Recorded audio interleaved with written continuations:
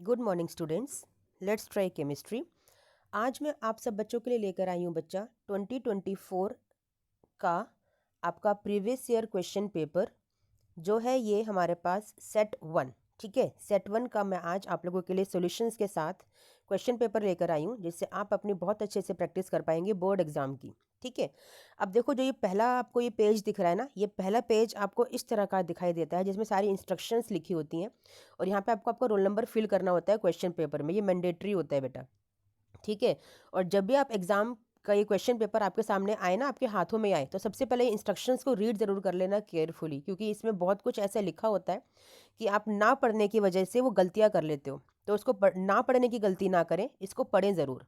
ठीक है, ये है आपका पेज नंबर 2। ठीक है, यहाँ पर हिंदी में भी इंस्ट्रक्शंस लिखी हुई हैं, जैसे आपको सही लगे आप वैसे पढ़ लीजिएगा। ठीक है, अब देखिए आपका जो सेक्शन ए है वो यहाँ पे स्टार्ट होता है। ठीक है, सेक्शन ए ये हिंदी में दिया हुआ है, मैं इंग्लिश में आप लोगों के लिए दिखाती हूँ। ये देखिए बेटा, इंस्ट्रक्शंस भी हैं जो इंग्लिश में यहाँ पे लिखी हुई हैं, ज़रूरी है आपको ये पढ़नी। ठीक है ना, हर क्वेश्चन के बारे में लिखी हुई है, हर सेक्शन के बारे में लिखी हुई है कि कौन से सेक्शन में कौन सा क्वेश्चन कितने मार्क्स का है और कहाँ कहाँ पर आपको चॉइसेस गिवन है। ठीक है, अब देखिए सेक्शन ए का फर्स्ट क्वेश्चन क्या कहता है, आपसे क्या पूछ रहा है। Which one of the following first row transition elements. First row transition element का मतलब वो 3D सीरीज का एलिमेंट है। ठीक है, is expected to have the highest third ionization enthalpy. किसकी थर्ड आयोनाइजेशन एंथैल्पी हाईएस्ट है।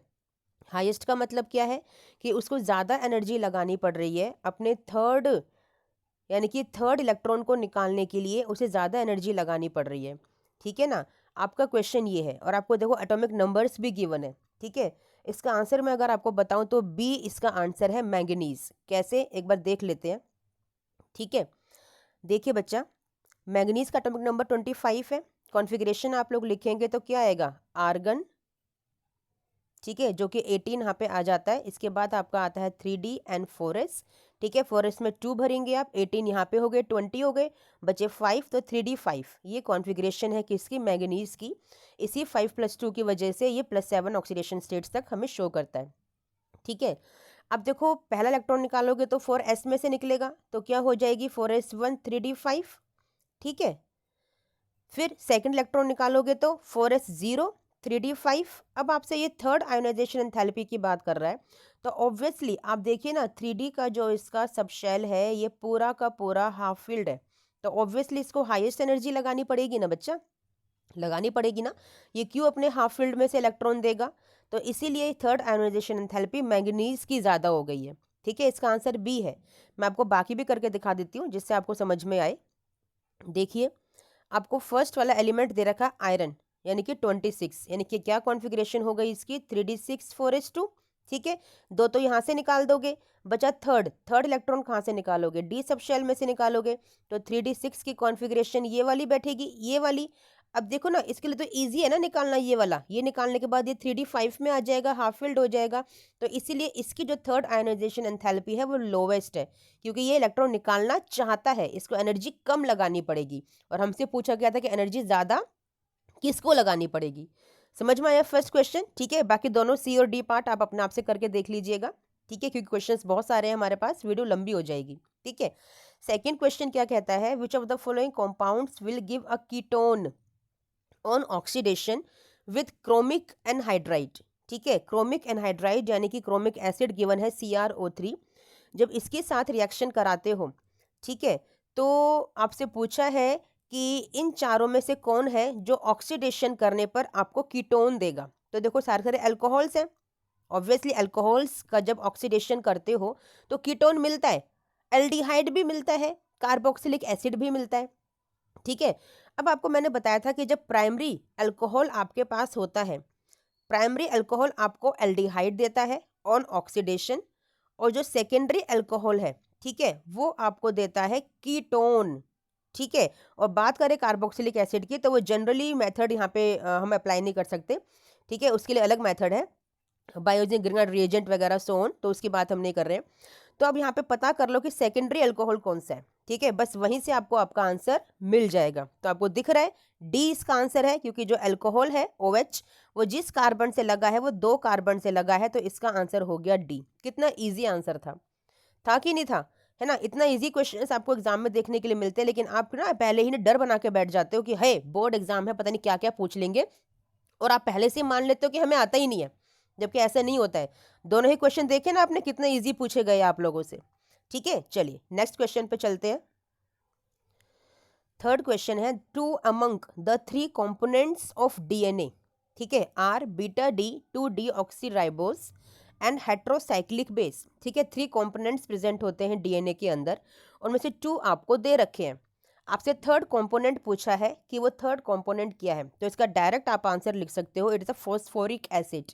ये बायोमोलिक्यूल चैप्टर का क्वेश्चन है, उसको थ्योरी को अच्छे से रीड कीजिएगा। मैंने वीडियो भी बनाई है आप लोगों के लिए, वहाँ से भी आप देखकर समझ सकते हो। तो इसका आंसर है फॉस्फोरिक एसिड, ठीक है। Question number 4, for an electrolyte undergoing association in a solvent, ये आपका सोल्यूशन चैप्टर का क्वेश्चन है कि एसोसिएशन में जा रहा है कोई electrolyte, the went of factor क्या होगा। अगर कोई सॉल्वेंट आपका एसोसिएशन में जाता है बच्चा, तो आपको पता है कि जो वेंट ऑफ फैक्टर यानी कि जो आई की वैल्यू होती है that is always less than 1। Association हो रहा है ना, it is always less than 1। समझ में आया बच्चा। 4 का आंसर है आपका डी, ठीक है। Question number 5, for the reaction x + 2y 2p the differential form equation of the rate law की इक्वेशन आपसे पूछी है। तो ये तो मैंने आपको बताया है बहुत अच्छे से अपनी वीडियोस में कि रिएक्टेंट के लिए क्या लिखते हो माइनस में, और प्रोडक्ट क्या लिखते हो प्लस में लिखते हो आप, ठीक है। तो इसके लिए कैसे लिखोगे देख लीजिए एक बार। ये हैं दोनों रिएक्टेंट्स, तो कैसे लिखोगे इसकी आप, माइनस dx/dt, ठीक है, इक्वल टू में माइनस ये 2y है, 2y को कैसे लिखोगे 1/2 dy/dt, ठीक है, यही होता है। और इक्वल टू में p के लिए क्या लिखोगे प्लस dp/dt, ठीक है, ये है। अब देखो आपको कुछ फॉर्मेशंस करके यहाँ पे दे रखी हैं, पहले देखो कोई मैच कर रहा है क्या यहाँ पे आप लोगों का। देखो -dp/dt ये तो रॉन्ग हो गया, ठीक है ना, -dp/dt भी रॉन्ग हो गया, ठीक है। ए और डी में देख लो क्या आंसर आपका बन सकता है। देखो ए और डी में एक्स तो दिखाई नहीं रखा, तो एक्स वाली टर्म को तो यहाँ से हटा दो, इसको तो गायब कर दो। इन दोनों में देखो पहले में आपको दे रखा है कि -dy/dt, ये ना -dy/dt is equal to twice, यानी कि जो 2 है ये यहाँ मल्टीप्लाई में पहुंच गया, तो बिल्कुल करेक्ट है। डी में देखो -2 dy/dt, नहीं ये तो पॉसिबल ही नहीं है, क्योंकि dp/dt जो है उसके पास 1/2 तो है ही नहीं ना, तो जो यहाँ पे 2 मल्टीप्लाई में जाएगा, तो इसलिए आपका ए आंसर यहाँ पे करेक्ट है। समझ में आया कैसे सॉल्व करते हैं, बड़ा इजी क्वेश्चन है बेटा, और ये मैंने आपको अपनी थ्योरी की वीडियोज में पूरा अच्छे से एक्सप्लेन करके बताया हुआ है। आप इस तरह के और क्वेश्चंस अगर अच्छे से सॉल्व करना चाहते हो तो पहले वीडियोस देखो मेरी थ्योरी वाली, थ्योरी को अच्छे से समझो, उसके बाद फिर क्वेश्चन सॉल्व करो, ठीक है। चलिए now question number 6, the compound which undergoes SN1 reaction most rapidly. भाई कितना इजी क्वेश्चन एग्जाम में आ जाते हैं। SN1 रिएक्शन आपसे पूछा है कौन सबसे रैपिडली जाएगा। SN1 का ऑर्डर आपको पता है, that is टर्जरी, secondary and primary, ठीक है ना। अब इसमें से पता लगा लो टर्जरी, सेकेंडरी, प्राइमरी का ऑर्डर कहाँ पे आपका फॉलो हो रहा है, ठीक है, क्योंकि SN2 का ऑर्डर क्या होता है, primary is most stable, but SN1 के लिए पूछा है तो उसमें टर्जरी इज मोर स्टेबल, ठीक है। तो देख लो इसका आंसर क्या बनेगा, इसका आंसर ए है वैसे, ठीक है। किस तरह से ए आंसर होगा आप देखिए जरा, यहाँ पे एक कॉन्सेप्ट लगेगा बच्चा, कौन से वाला, देखो जो यहाँ पर ये पाई बॉन्ड के पास वाला जो कार्बन है ना, वो आपका एक्चुअली में ज़्यादा स्टेबल होता है, तो इस वजह से आपका ए इसका आंसर है बच्चा, द आंसर इज ए, ठीक है। Question number 7, acetic acid reacts with PCl5 to give, acetic acid है जब PCl5 से रिएक्ट करेगा तो क्या देगा, ऑब्वियसली क्लोरो कंपाउंड ही आपको मिलेगा। एसिटिक एसिड क्या होता है, इट इज CH3COOH, है ना, इसकी रिएक्शन करा रहे हो PCl5 के साथ, तो क्या होगा यहाँ से आपका ये जो OH है ये निकल जाएगा यहाँ पे, ठीक है, तो क्या बनेगा CH3COCl, आपका ये वाला कंपाउंड बनेगा C option is the correct बच्चा। ठीक है, 7 का आंसर है सी। 8 के लिए देखिए, the formation of cyanohydrin from N aldehyde is an example of. बच्चा ये तो सारा थियोरी में मैंने करवाया हुआ है, इसका आंसर है न्यूक्लियोफिलिक एडिशन। ठीक है, जब एल्डिहाइड बनाते हो, ठीक है, एल्डिहाइड से जब साइनोहाइड्रिन को बनाते हो, ठीक है ना, तो आपका न्यूक्लियोफिलिक एडिशन रिएक्शन है। ये एल्डिहाइड वाले चैप्टर में मैंने पूरा समझाया है आपको। ठीक है, question number 9, in the Arrhenius equation when log k is plotted against 1/t a straight line is obtained. ठीक है, उसमें स्लोप और इंटरसेप्ट आपसे पूछा है, तो इसका आंसर है बच्चा डी। इसका डी आंसर है। ठीक है, आपका स्लोप इंटरसेप्ट बनता है इस तरह से। ठीक है, log k, ठीक है ना, एन 1/t। ठीक ना, तो पूरी इक्वेशन बनती है इसकी, मैंने थ्योरी में करवाई है आपको, पूरी इक्वेशन बनती है इसकी, वहां से इक्वेशन से आपका स्लोप एंड इंटरसेप्ट ये वाला निकल कर आता है। ठीक है बच्चा। ठीक है बच्चा, मैं एक बार आपको इक्वेशन भी लिख के दिखाती हूँ, जिससे आपको समझ में आ जाएगा कि कैसे ये हमारा स्ट्रेट लाइन ग्राफ बनता है और कैसे स्लोप और इंटरसेप्ट निकाला जाता है बच्चा। जो आपकी इक्वेशन आती है ना, log k is equal to -EA/2.303 r, ठीक है, t प्लस log a। ठीक है ना, ये आपकी इक्वेशन होती है बच्चा। ये इक्वेशन आती है, स्ट्रेट लाइन इक्वेशन बनाते हैं हम लोग इसको, y is equal to mx plus C. ठीक है ना, अब देखो y एक्सिस पे क्या है, log के, तो आप क्या लिखोगे, log के, और x एक्सिस पे क्या लोगे आप, ये यानी कि 1/t। ठीक है ना, अब स्ट्रेट लाइन इक्वेशन है। अब देखो जो इंटरसेप्ट है आपका, ठीक है, आपका जो इंटरसेप्ट होता है वो आपका c होता है। ठीक है, c यानी कि log a आपका इंटरसेप्ट है, यानी कि यहाँ से आपका स्ट्रेट लाइन ग्राफ बन के आएगा, ये है आपका log a इंटरसेप्ट।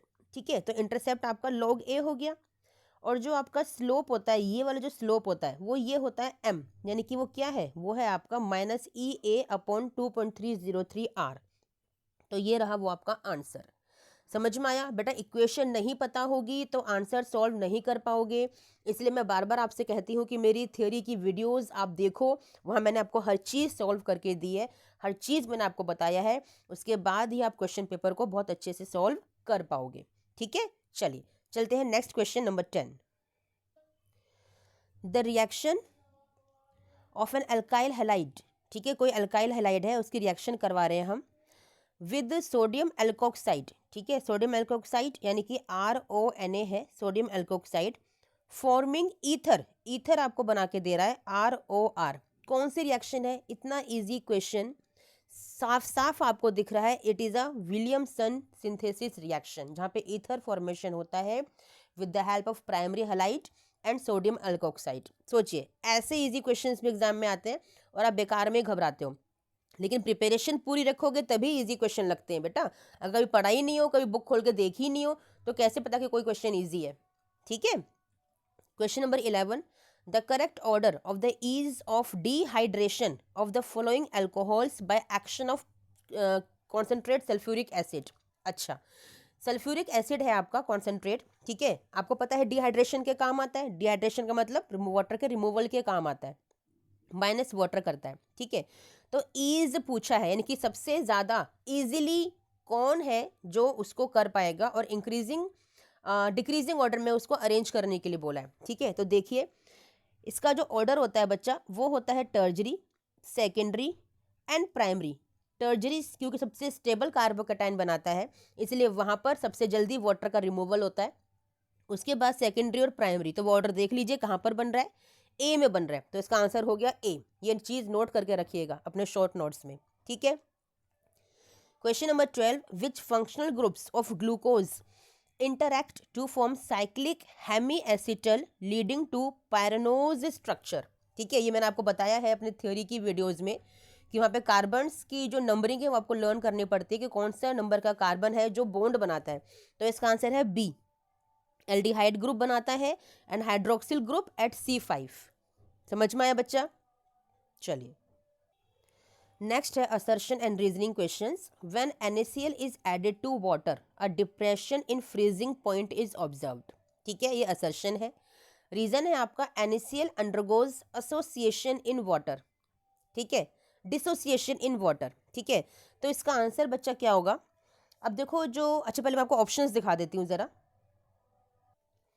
देखिए, ए ऑप्शन कहता है कि both assertion and reason are true and reason is the correct explanation of the assertion. ठीक है। बी कहता है both assertion reason are true but reason is not the correct explanation of assertion. Okay. C आपसे कहता है assertion is true but R is false, reason is false. और D कहता है कि assertion is false but reason is true.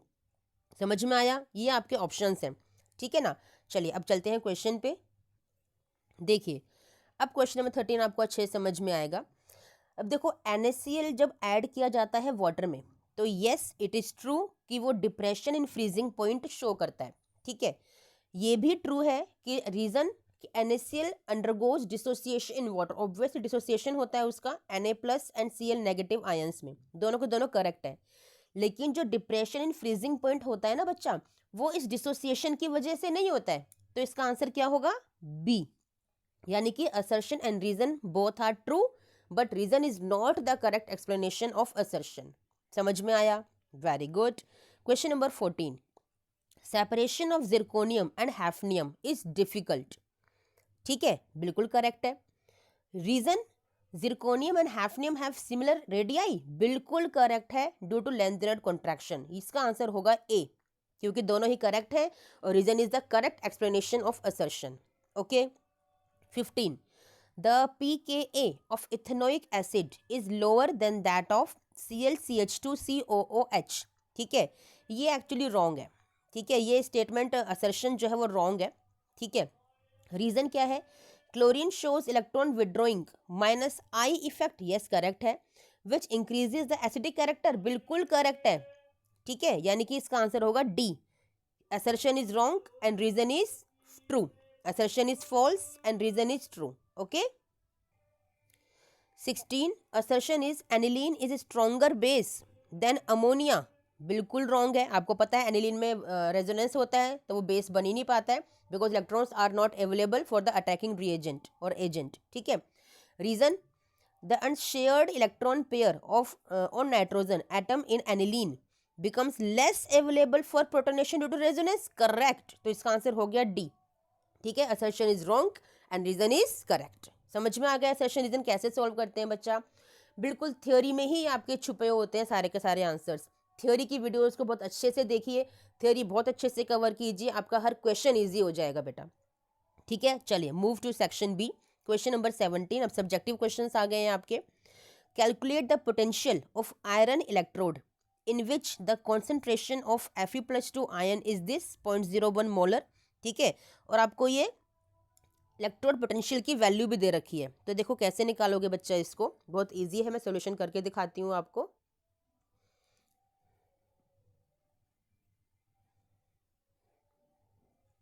देखिए, आपके पास जो फॉर्मूला होता है, ठीक है, आपको पता है नर्स्ट इक्वेशन आप लगाते हो, E cell is equal to E not cell minus 0.059 upon 2 कहाँ से आया ये आपका? क्योंकि Fe+2 2 इलेक्ट्रॉन्स का ट्रांसफर हो रहा है। ठीक है, वो हमें दिख रहा है।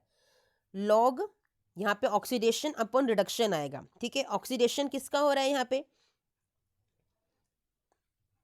देखिए ज़रा, आपको जो दे रखा है वो रिडक्शन दे रखा है, तो जो ऑक्सीडेशन की जो यहाँ पे वैल्यू आएगी वो 1 आएगी। यहाँ पे 1 अपॉन नीचे आप लिखोगे Fe+2। ठीक है ना, Fe+2 की कंसंट्रेशन यहाँ पे आप लिखोगे। ठीक है, अब देखो वैल्यूज को पुट करो। इनोट सेल आपको दे रखा है -0.45 माइनस 0.059 अपॉन में 2 लॉग 1 अपॉन कंसंट्रेशन Fe+2 की कितनी दे रखी है आपको? That is 0.01। ठीक है, 0.01 मोलर। ठीक है, जब इसे सॉल्व करोगे तो आपका आंसर आएगा -0.509 वोल्ट। ठीक है, दिस इज योर आंसर। कितना इजी था, बहुत इजी था। ठीक है, चलिए नेक्स्ट क्वेश्चन।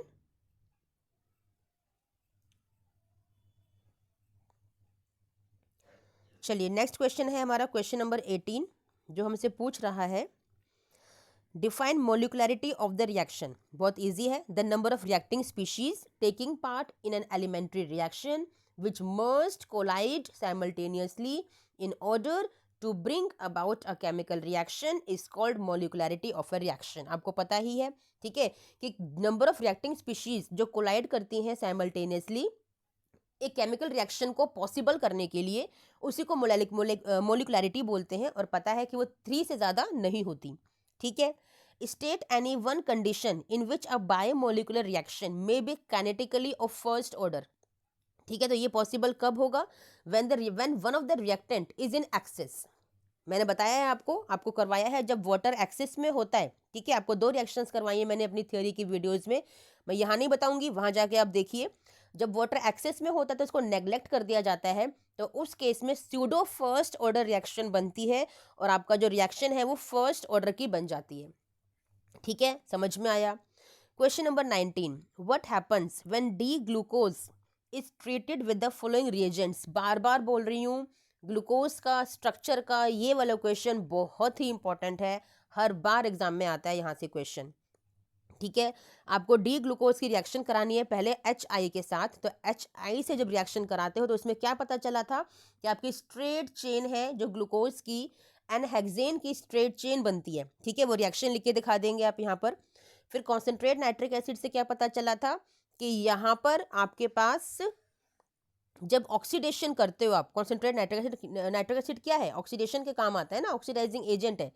तो यहाँ पर आपको पता चला था कि आपके जो ऊपर वाला एल्डिहाइड था, ठीक है, और जो नीचे वाला CH2OH था, ठीक है, ये कार्बोक्सिलिक एसिड में कन्वर्ट हो गया था और ये भी कार्बोक्सिलिक एसिड में कन्वर्ट हो गया था, यानी कि सैकरिक एसिड बन गया था, ठीक है। जिससे हमें क्या पता चला था कि यहाँ पर जो आपके पास ये एल्डिहाइडिक ग्रुप ये अल्कोहलिक ग्रुप्स हैं वो सारे सारे प्राइमरी हैं, हमें यहाँ से ये पता चला था, ठीक है। तो सिंपल आपसे रिएक्शन पूछिए, यहाँ तो सिंपल रिएक्शन लिख के दिखा देंगे HI के साथ और HNO3 के साथ, okay. Question number 20, draw the structures of major mono halo products. देखो NCERT का क्वेश्चन है इन टेक्स्ट, आ गया ना उठ के एज इट इज, मैं कितनी बार बोलती हूँ, डोंट स्किप बेटा, ठीक है। अब देखो ये HBr से रिएक्शन करानी है आपको इस एल्कीन की, तो अब आपको पता है कि यहाँ पर जो डबल बॉन्ड वाला कार्बन है उस पर कोई फर्क नहीं पड़ता।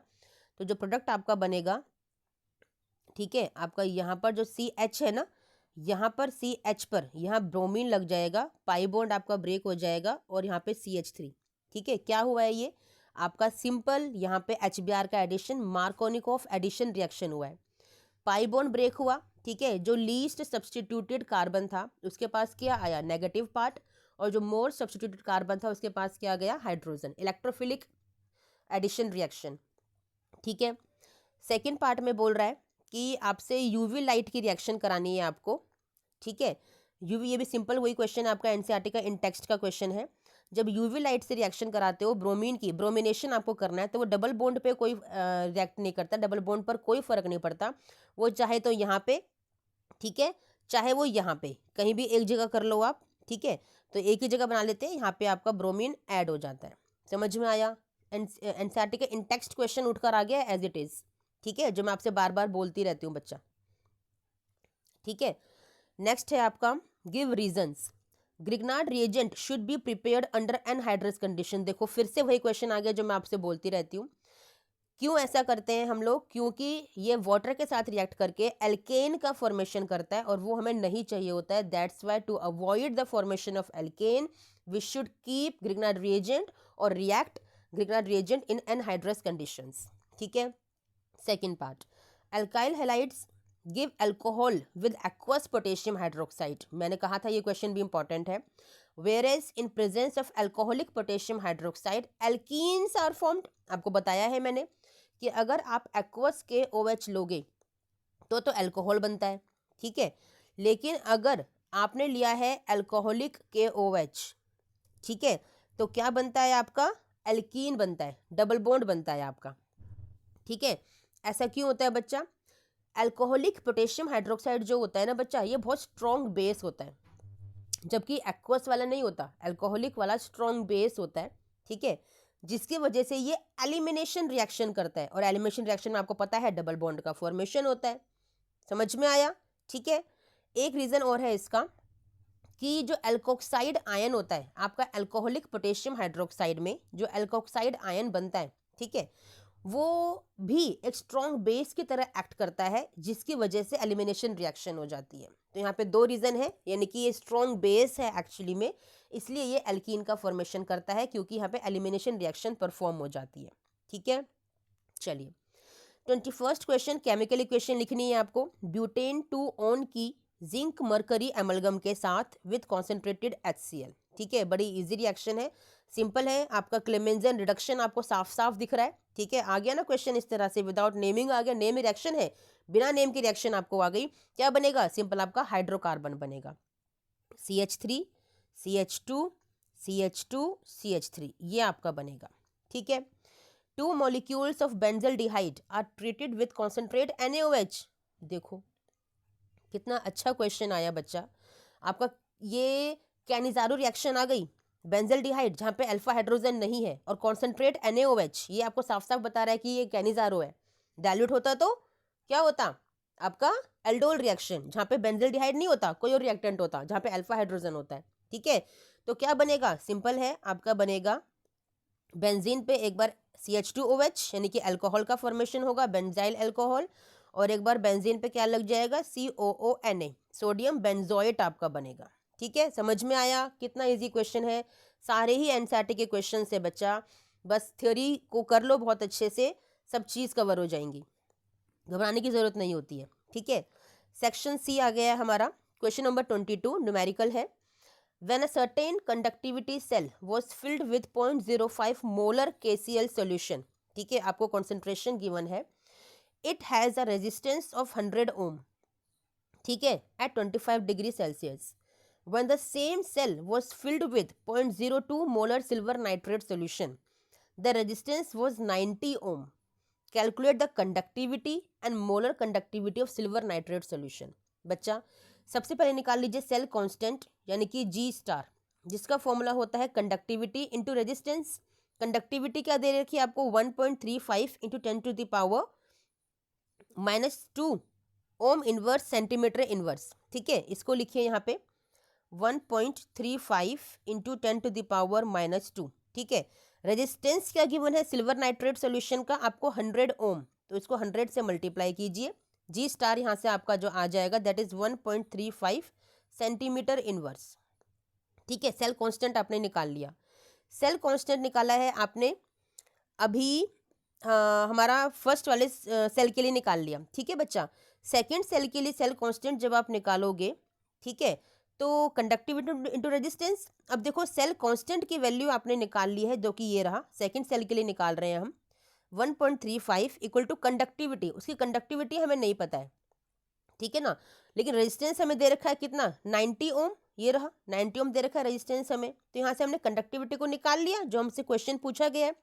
तो कंडक्टिविटी आ गई 0.015 साइमन सेंटीमीटर इनवर्स, ये हमारी कंडक्टिविटी आ गई, हमारा फर्स्ट पार्ट सॉल्व हो गया। अब मोलर कंडक्टिविटी पूछिए, तो मोलर कंडक्टिविटी के लिए फॉर्मूला क्या होता है? It is kappa into 1000 upon में सी यानी कि कंसेंट्रेशन। तो कप्पा हमने अभी निकाला है 0.0015 इंटू 1000 अपॉन कंसेंट्रेशन। कंसेंट्रेशन कितनी गिवन है सिल्वर नाइट्रेट सोल्यूशन की? That is 0.02 molar. बस यहाँ पे वैल्यूज को पुट कीजिए, आपका आंसर आएगा 750 साइमन सेंटीमीटर स्क्वायर पर मोल। समझ में आ गया? कितना इजी क्वेश्चन था, सारे फॉर्मूलाज मैंने अपनी वीडियोस में कवर किए हैं, बहुत अच्छे से समझाया भी है आपको। बस सिंपल 2 फॉर्मूलाज को यूज़ करके आपका यहाँ पे आंसर निकल कर आ गया और आपको 3 मार्क्स मिल गए। समझ में आया बच्चा? चलिए चलते हैं नेक्स्ट क्वेश्चन नंबर 23 की तरफ। The following initial rate data were obtained for the reaction. एक रिएक्शन गिवन है, उसके लिए इनिशियल रेट आपको सब कुछ दे रखा है। ठीक है, what is the order with respect to NO and bromine in the reaction? आपसे ऑर्डर पूछा है। अब देखो बच्चा, ऑर्डर निकालने के लिए क्या करोगे? सबसे पहले रेट इक्वेशन लिख लो। रेट इक्वेशन लिखोगे आपका KNO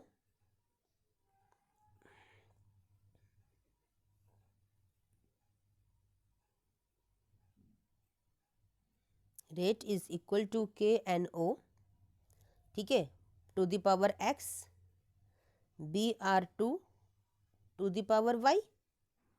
ठीक है, x प्लस वाई आपको पता है ऑर्डर होता है। ठीक है, रेट आपको दे रखा है, देखो ये रहा, इसको लिखिए 1.0 इंटू 10⁻³ ठीक है, के आपको नहीं पता है। NO की कंसेंट्रेशन आपको दे रखी है 0.05 to the power n, X लिखा है हमने, सॉरी, और Br2 की कंसेंट्रेशन आपको दे रखी है 0.05 ठीक है, टू द पावर y। ठीक है, ये हो गई, ये फर्स्ट इक्वेशन लिखी। ऐसे ही आप सेकंड इक्वेशन लिख लीजिए इस पूरे डेटा के लिए, और फिर थर्ड इक्वेशन लिख लीजिए इस पूरे डेटा के लिए। समझ में आ गया? इसके बाद ना आप फर्स्ट और सेकंड इक्वेशन को कंपेयर करना। जब फर्स्ट और सेकंड इक्वेशन को कंपेयर करोगे तो ये हो जाएगा 1/3 is equal to 1/3 to the power y। ठीक है, अब देखो बेस आपका सेम है, तो इसकी पावर क्या मान लोगे, 1। तो यानी कि जो फर्स्ट जो y की रिस्पेक्ट में जो ऑर्डर आएगा दैट विल बी 1, यानी कि फर्स्ट ऑर्डर रिएक्शन। समझ में आया? इसके बाद जो आपकी इक्वेशन 1 होगी उसको डिवाइड कर देना इक्वेशन 3 से। ठीक है, वहां पर क्या आएगा आपका 1/9 equal to 1/3 to the power x। ठीक है, आपको दिख रहा है 3 3 9 होता है। ठीक है ना, तो यानी कि किसकी पावर हो गई, ट्वाइस की, यानी कि x आ गया आपका 2, यानी कि x के रिस्पेक्ट में आ गया आपका क्या ऑर्डर, सेकंड ऑर्डर आ गया। समझ में आया? तो ये आपने ऑर्डर निकाल लिया, NO के रिस्पेक्ट में हो गया सेकंड ऑर्डर और Br2 के रिस्पेक्ट में हो गया फर्स्ट ऑर्डर। समझ में आया बच्चा? ठीक है, इजी है क्वेश्चन। ठीक है, हमारा फर्स्ट पार्ट सॉल्व हो गया। इसके बाद आपको सेकंड पार्ट में क्या पूछा है, कैलकुलेट द रेट कांस्टेंट के। अब देखो रेट कांस्टेंट के आपको निकालना है, आपको ऑर्डर पता चल गया, तीनों में से किसी भी इक्वेशन के अंदर जो आपको इजी लगे वहां पे ऑर्डर को पुट करना, ऊपर x और y की जगह, और सिंपल के आपका निकल कर आ जाएगा, क्योंकि बाकी चीजें तो गिवन है ना आपको सारी की सारी। ठीक है, C part, determine the rate of reaction when concentration of NO and Br2 are this and this respectively.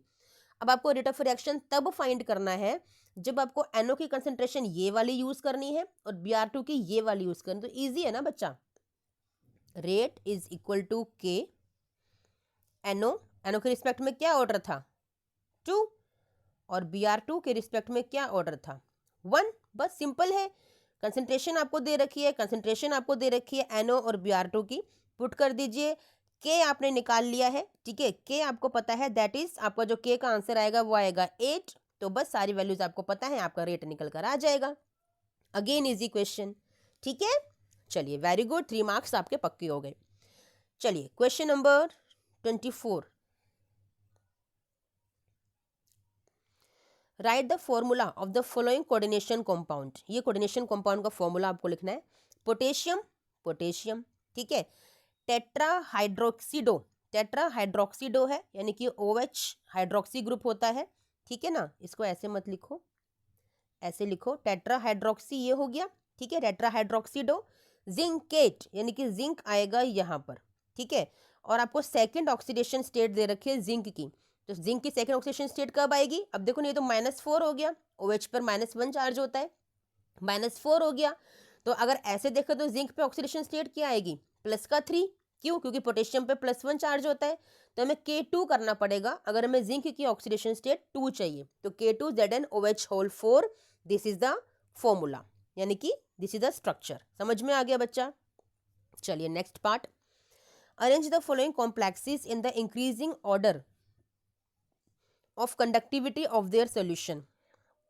अच्छा, कंडक्टिविटी के ऑर्डर में इनको अरेंज करना है, तो इसका ऑर्डर क्या रहेगा बच्चा, जितने ज़्यादा आपके ये बाहर आपको क्लोरीन के मॉलिक्यूल्स दिखेंगे ना, ये वाले, ये उतने ज़्यादा कंडक्ट करेंगे सॉल्यूशन के अंदर, कंडक्टिविटी उतनी ज़्यादा होगी इनकी। यानी कि सबसे पहले आपका जो इंक्रीजिंग ऑर्डर में आएगा, नंबर 1 पे ये आएगा इधर, फिर नंबर 2 पे आपका ये वाला आएगा, और नंबर 3 पे आपका ये वाला आएगा, क्योंकि इसके तीनों के तीनों Cl कहाँ है, अंदर है। This is the order.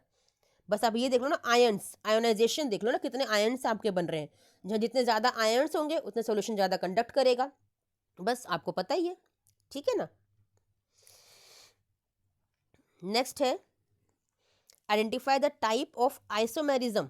Isomerism बताना है आपको। देखो इसमें आपको दिख रहा है ये लिंकेज आइसोमेरिज्म है ना, लिंकेज आइसोमेरिज्म है, और इसके अंदर ऑप्टिकल आइसोमेरिज्म, जहाँ भी इन आपको दिखाई दे ना, बस वो ऑप्टिकल आइसोमेरिज्म शो करता है, बस सबसे सिंपल है।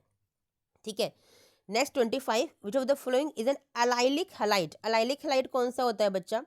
जब डबल बॉन्ड वाले कार्बन के, ठीक है, एडजेसेंट वाले कार्बन पर हैलोजन होता है, इट इज एलाइलिक हैलाइड। तो कौन सा है इन दोनों में से? देखो आपका सेकेंड वाला, क्योंकि यहाँ तो डबल बॉन्ड वाले कार्बन के ऊपर ही लगा हुआ है। डबल बॉन्ड कार वाले कार्बन के एडजेसेंट वाले कार्बन पे हैलोजन, तो it's second is the answer. समझ में आया? चलिए चलते हैं नेक्स्ट क्वेश्चन की तरफ।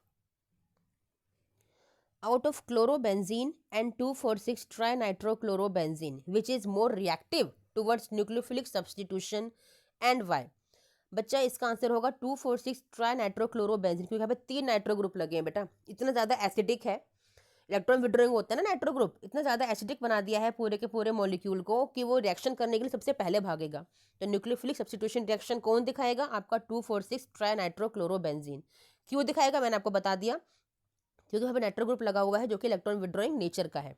ठीक है, which isomer of C4H9Cl has the lowest boiling point? तो इसके आइसोमर बना के देखिएगा, बहुत सारे आइसोमर बनेंगे इसके।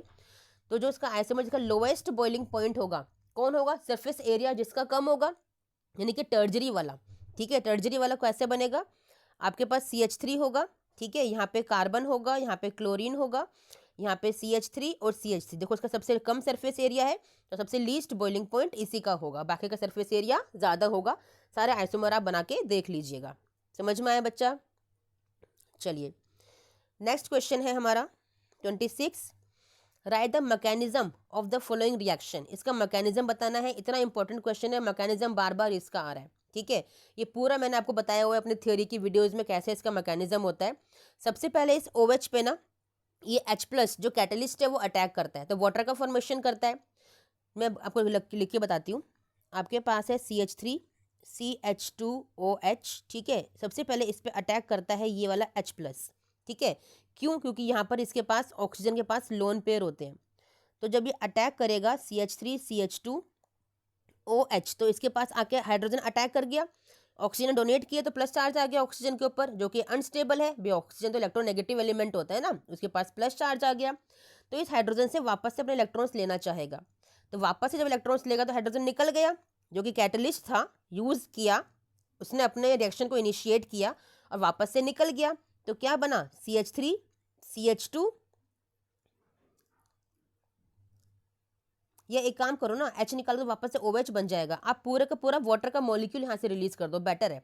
ये पूरा वाटर मॉलिक्यूल निकाल दो ना यहाँ से, तो ये कार्बोकैटायन का फॉर्मेशन हो गया ना, कार्बोकैटायन का फॉर्मेशन हो गया बच्चा। ठीक है, वाटर का पूरा मॉलिक्यूल ऐसे एज इट इज निकल गया। अब जब कार्बोकैटायन का फॉर्मेशन हुआ तो क्या होगा? यहाँ पर ये इस तरह से है स्ट्रक्चर, CH3 और CH2, ये इस तरह से यहाँ पे कार्बोकैटायन का फॉर्मेशन हो रखा है। ठीक है, तो अब देखो इसे इलेक्ट्रॉन चाहिए इस वाले कार्बन को, तो ये क्या करेगा?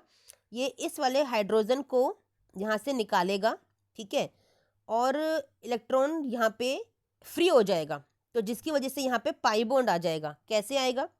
ये बन गया CH2, हाइड्रोजन निकलने के बाद ये CH2 था, तो यहाँ पे सिग्मा बॉन्ड था, अब पाई बॉन्ड बन गया, तो बन गया आपका एल्कीन, और यही आपको चाहिए था। ये रहा, सिंपल मैकेनिज्म था बिल्कुल। ठीक है, समझ में आया बच्चा? चलिए, ये मैंने बताया हुआ है वैसे भी आपको अपनी वीडियोस में, जो मेरी थ्योरी की वीडियोस हैं मैंने उनमें बताया हुआ है आपको। ठीक है, चलिए नेक्स्ट है, right the main product in the following reaction. ठीक है, B2H6 है भैया, कितनी इजी रिएक्शन दे रखी है, हाइड्रोबोरेशन ऑक्सीडेशन दे रखी है, आपका प्राइमरी अल्कोहल बनेगा, क्योंकि यहाँ पे आपका एंटी मार्कोनिकोफ मैकेनिज्म चलता है। ठीक है, बस फिनॉल की रिएक्शन करानी है, एक्वस NaOH, सिंपल। फिर से देखो आपका ये कोल्बे रिएक्शन है, सैलिक एसिड का फॉर्मेशन होगा। आपको नेमिंग, 2 नेमिंग रिएक्शंस दे दी। देखो मैं इसलिए नेमिंग रिएक्शन की मैंने अलग से वीडियो भी बनाई हुई है आप लोगों के लिए कि नेमिंग रिएक्शंस पे फोकस कीजिए, ऐसे क्वेश्चंस आते हैं। ठीक है, देखो इसी एक पेपर में 2 नेमिंग रिएक्शन पीछे यूज हुई थी और 2 नेमिंग रिएक्शन यहाँ पे यूज हो गई। ठीक है, 27, answer the following, what is peptide linkage. आपको बताया हुआ है कि वो लिंकेज जो 2 एमिनो एसिड्स को CONH बॉन्ड के थ्रू ज्वाइन करती है, दैट इज पेप्टाइड लिंकेज। ठीक है, what type of bond hold a DNA double helix together. कितनी बार बताया बच्चा? Hydrogen bond. ठीक है, which one of the following is a polysaccharide, कौन सा पॉलीसेकेराइड है, स्टार्च इज अ पॉलीसेकेराइड, ठीक है।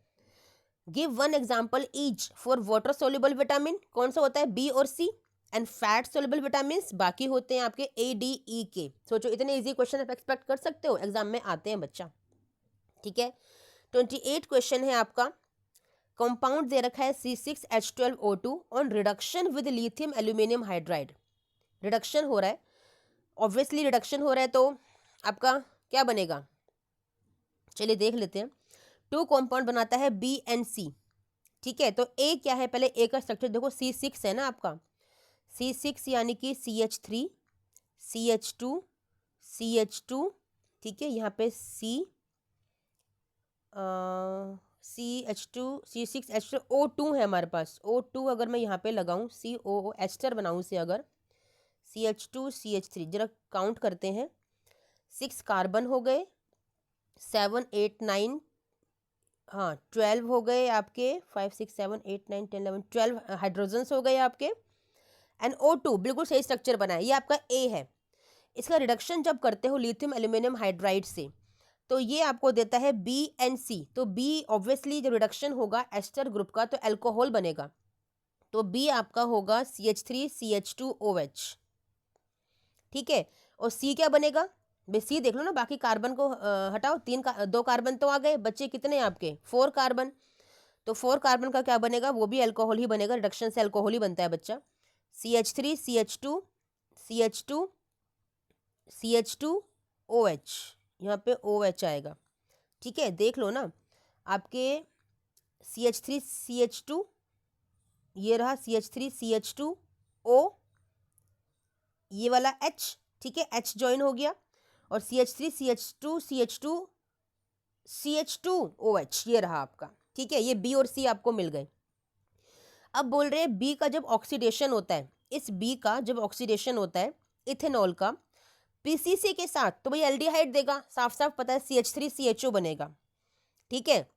D मिल गया आपको, जिसका ट्रीटमेंट फिर से करते हो डाइल्यूट NaOH के साथ, तो आपको सब्सिक्वेंट हीटिंग करने के बाद कंपाउंड E देता है, भाई एल्डोल रिएक्शन करने को बोल रहा है, आपका एल्डोल बनेगा, कंडेंसेशन करवा देना, आपका CH3CH डबल बॉन्ड CHO बनेगा, डबल बॉन्ड CH बनेगा, ठीक है।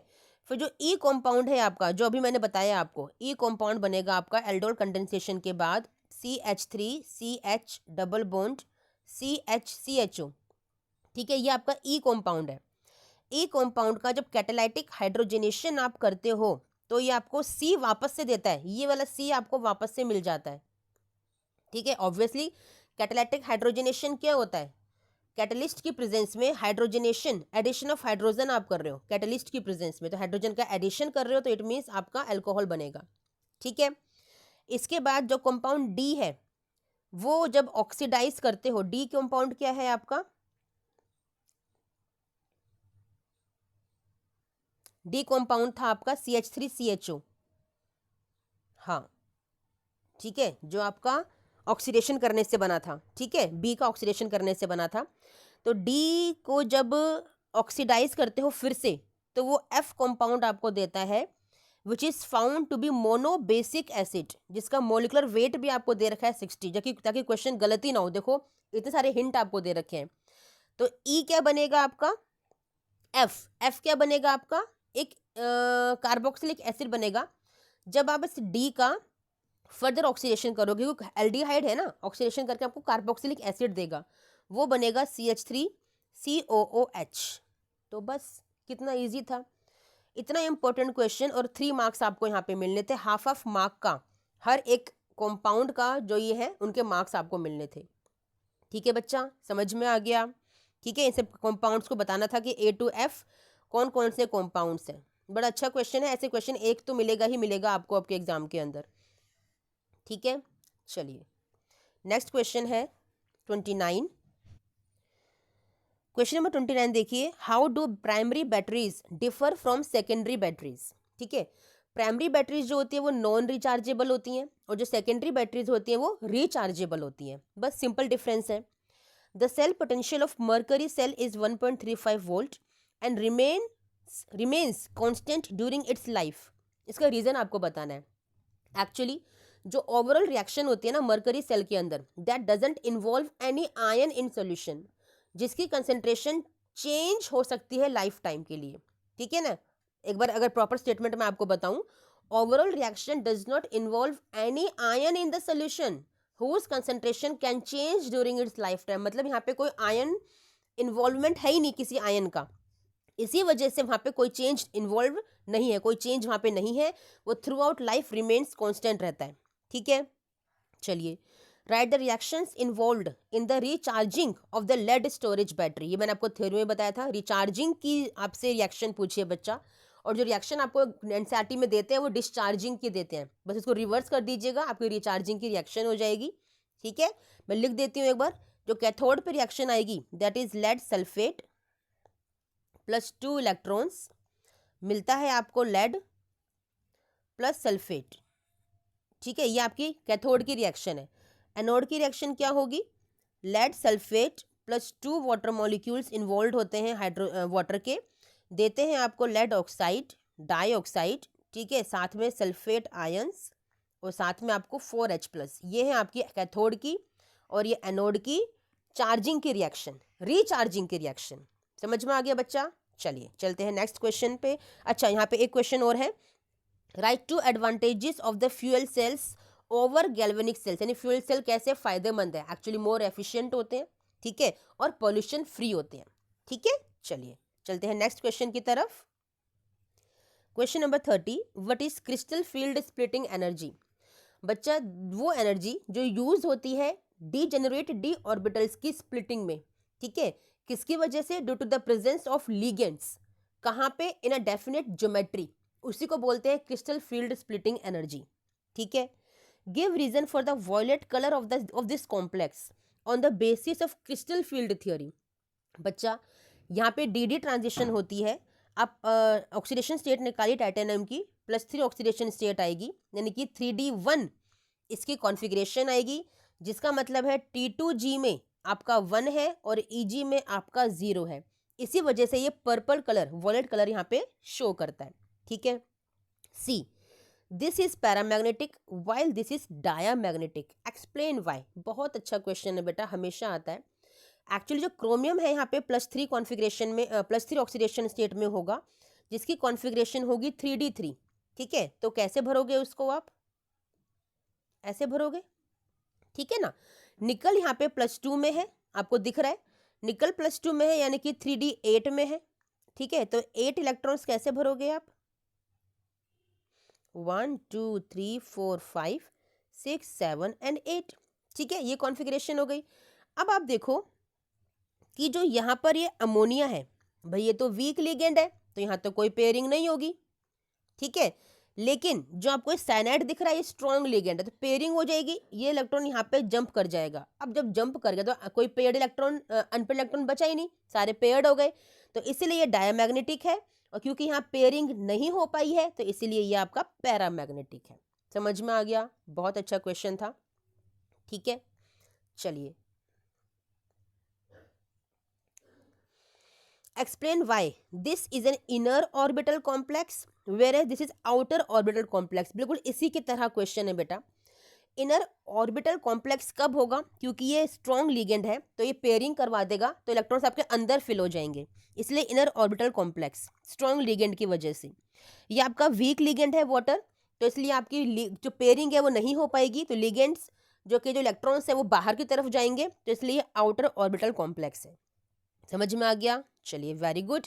Next question number 31, question number 31, at the same temperature carbon dioxide gas is more soluble in water than oxygen gas, which one of them will have higher value of KH, यानी कि Henrys constant की ज़्यादा value किसकी है and why. बच्चा क्या होता है, हेनरीज कांस्टेंट की जो वैल्यू होती है ना वो सोल्यूबिलिटी के इनडायरेक्टली प्रोपोर्शनल होती है, हेनरीज कांस्टेंट की वैल्यू इन्वर्सली रिलेटेड करती है सोल्यूबिलिटी के। अब आपको पता है कि सोल्यूबल ज़्यादा कौन है, कार्बन डाइऑक्साइड, तो इसकी KH वैल्यू क्या हो गई, कम हो गई, लोअर KH वैल्यू हो गई, बस। और क्यों, आप ये एक्सप्रेशन लिख दीजिएगा, ठीक है। How does the size of blood cells change when placed in an aqueous solution, किसी एक्वस सोल्यूशन में जब ब्लड सेल को डाला गया तो उसका साइज चेंज हुआ, containing more than 0.9% sodium chloride. उस सोल्यूशन में क्या था? 0.9% सोडियम क्लोराइड था। तो क्या होगा बच्चा? ऑस्मोसिस का क्वेश्चन है, आपका ब्लड सेल श्रिंक हो जाएंगे। श्रिंक हो जाएंगे क्योंकि वहाँ पे सोडियम क्लोराइड अवेलेबल है, दैट्स वाई कॉन्सेंट्रेटेड सोल्यूशन है। Okay, 1 molar aqueous solution of an electrolyte A2B3 is 60% ionized. Calculate the boiling point of the solution. इसके लिए आपके पास फॉर्मूला है delta T B equal to I van't Hoff factor है K B into M यानी कि molality. ठीक है बच्चा, इस एक्सप्रेशन को यूज करते हुए आप इसे निकाल लीजिएगा। टी बी आप डेल्टा टी बी की जगह लिखिएगा डेल्टा टी बी, ये वाला expression T B minus T B not, ठीक है, इक्वल टू आई, ठीक है ना। वेंटो फैक्टर आपको निकालना पड़ेगा ना यहाँ से, हाँ ठीक है। के बी की वैल्यू आपको दे रखी है, ये रही 0.52, यहाँ पे लिखिएगा। मोलैलिटी आपको यहाँ पे 1 मोलर ये लिखा है, 1 मोलर आपको दे रखी है, तो यहाँ पे ये 1 हो गया और के बी की वैल्यू आपको दे रखी है, ठीक है ना। और आई की वैल्यू के लिए क्या करोगे बच्चा? आपको पता है degree of dissociation is equal to I minus 1 upon N minus 1, ठीक है ना। जो एन है दैट इज 5 कैसे पता चले? नंबर ऑफ मोल्स, यहाँ पे नंबर ऑफ एटम कितने हैं? 2 + 3 5 है ना, तो एन आपका 5 हो गया, ठीक है। डिग्री ऑफ डिसोसिएशन जो अल्फा है वो आपको 60% दे रखी है, तो 60% का मतलब 0.6, ये आपको अल्फा मिल गया। तो यहाँ से आई की वैल्यू निकल के आ जाएगी। आई की वैल्यू जो आएगी दैट विल बी 3.4, ठीक है, उसको पुट करिएगा यहाँ पे। इसके बाद जो टी बी नॉट है वो भी आपको यहाँ पे पता है, टी बी नॉट की वैल्यू जो होती है दैट इज 373 केल्विन, ठीक है ना। उसके बाद आपका डेल्टा टी बी नॉट की वैल्यू लिख ली। अब टी बी आपके यहाँ से निकल कर आ जाएगा, बस सब कुछ मैंने आपको बता दिया। सॉल्व अपने आप कीजिएगा। आंसर क्या है बता देती हूँ। जो टी बी की वैल्यू आपकी आएगी दैट विल बी 374.768 केल्विन, ये आपकी टी बी नॉट की वैल्यू निकल कर आएगी। बस सब कुछ बता दिया, कैसे कहाँ पे क्या पुट करना है, सॉल्व आप कीजिएगा, ठीक है। चलिए चलते हैं नेक्स्ट क्वेश्चन की तरफ। B part, the vapour pressure of A and B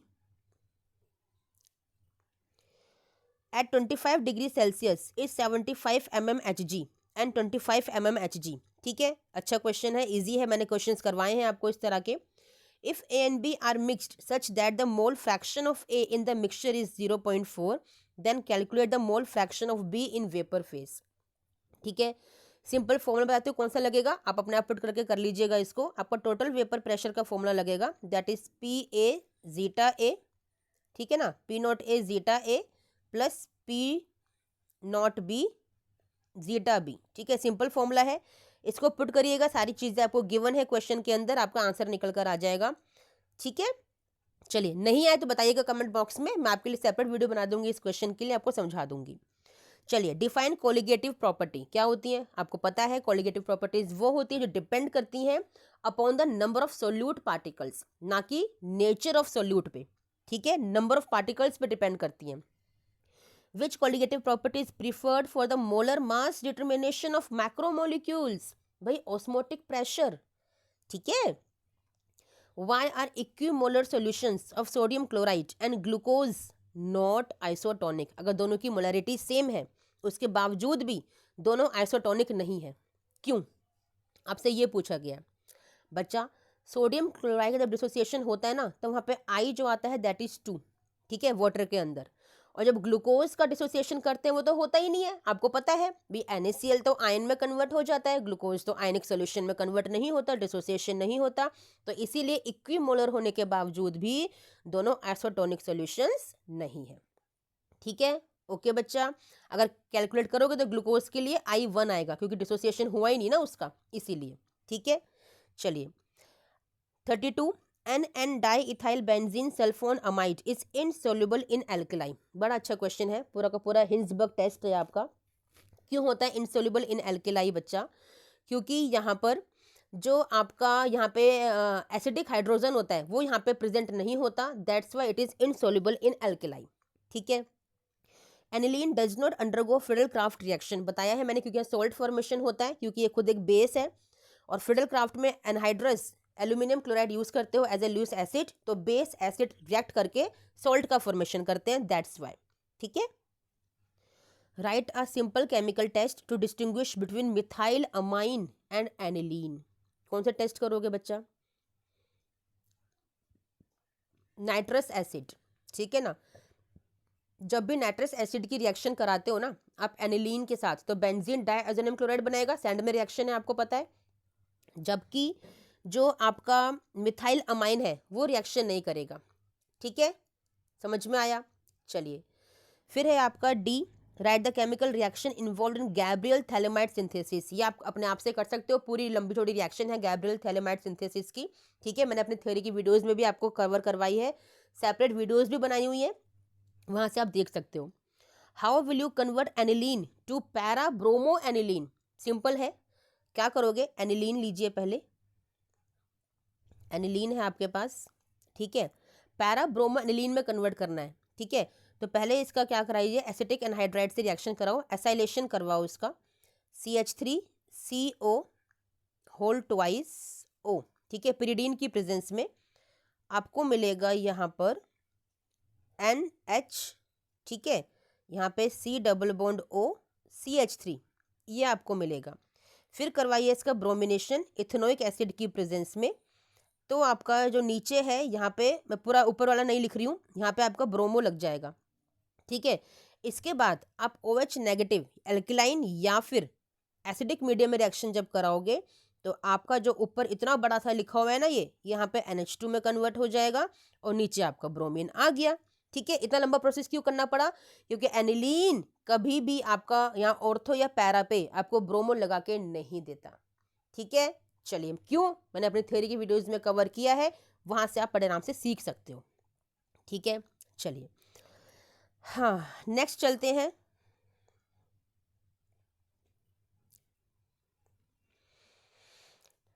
complete the following reaction.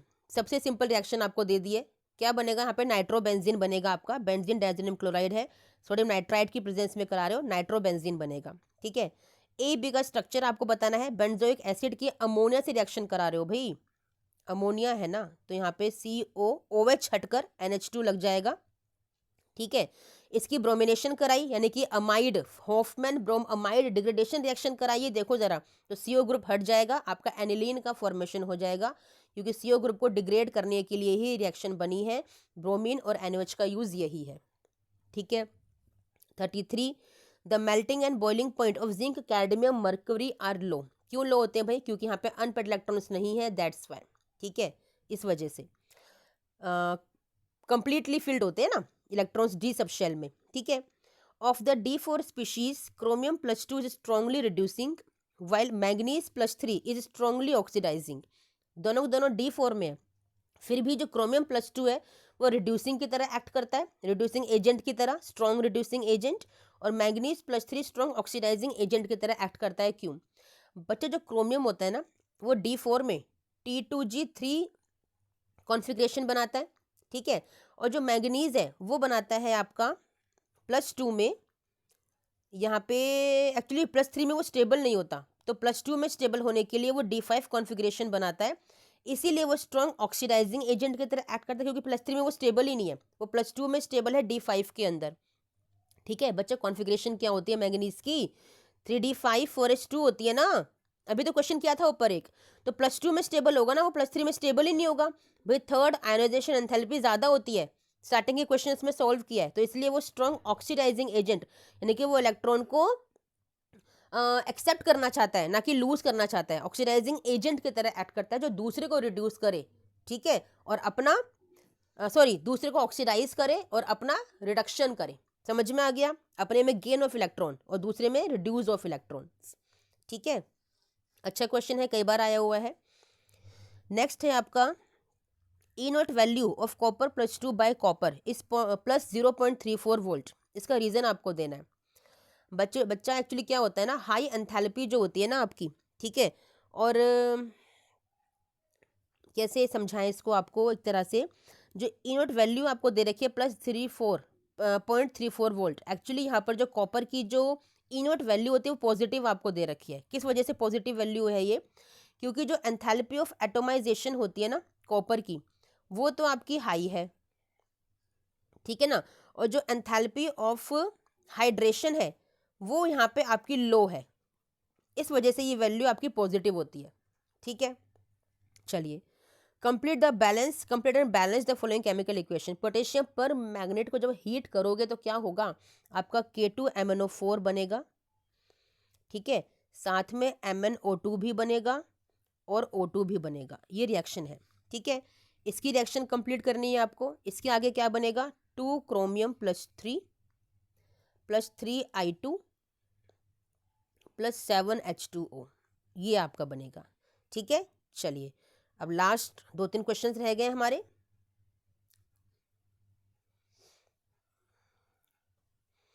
Yes, out of CuCl2 and CuCl2, which is more stable in aqueous solution and why? Actually CuCl2 is more stable. क्यों बच्चा? क्योंकि copper +2 में है यहाँ पे, which is more stable, जबकि यहाँ पे कॉपर +1 में है जो कि स्टेबल नहीं है, that's why, ठीक है। Right the general electronic configuration of F block elements. आप सबको पता है क्या होती है, N-2 F1 to 14, ठीक है, N-1 D0 to 1, D में 0 या 1 इलेक्ट्रॉन ही आते हैं, और NH2, ठीक है। नेक्स्ट है आपका predict which of the following will not be coloured in solution and why. भैया देख लो, कॉन्फ़िगरेशन लिखो इनका, एटॉमिक नंबर आपको गिवन है। जो अनपेयर्ड होगा वो कलर शो करेगा, जो अनपेयर्ड इलेक्ट्रॉन नहीं होंगे जहाँ पे, वो कलर शो नहीं करेगा। सिंपल है, ठीक है। वैसे इसका आंसर Fe+3 है, ठीक है, जो कलर्ड सॉल्यूशन होगा, क्योंकि ये अनपेयर्ड इलेक्ट्रॉन्स होंगे, इसके पास पैरामैग्नेटिक नेचर शो करेगा। How can you obtain potassium dichromate from sodium chromate, ठीक है, पूरी रिएक्शन है आपके एनसीईआरटी के अंदर। आपका Na2CrO4 है ना, 2H+ के साथ रिएक्ट करता है, देता है Na2Cr2O7 + 2Na+ + H2, ठीक है। फिर वो Na2Cr2O7 रिएक्ट करता है 2KCl के साथ और आपको देता है K2Cr2O7 + 2NaCl। सिंपल है, डिट्टो रिएक्शंस आपको लर्न करनी है, मैंने थ्योरी में भी बताया है आपको। Last question of this video and this question paper, why do transition metals and their compounds show catalytic activities. बच्चा, वेरिएबल ऑक्सीडेशन स्टेट्स की वजह से ये कॉम्प्लेक्स फॉर्मेशन करते हैं due to large surface area, that's why they provide large surface area. इस वजह से ये क्वेश्चन तो बहुत बार एग्जाम में आया हुआ है, ठीक है। चलिए, ये क्वेश्चन पेपर हमारा यहाँ पे कंप्लीट होता है बच्चा, ठीक है। अगर आपको मेरी वीडियोस पसंद आ रही है तो please like, share and subscribe my videos and share with your friends also, ठीक है। चलिए, मिलते हैं नेक्स्ट वीडियो में। टिल देन थैंक यू बच्चा, बाय।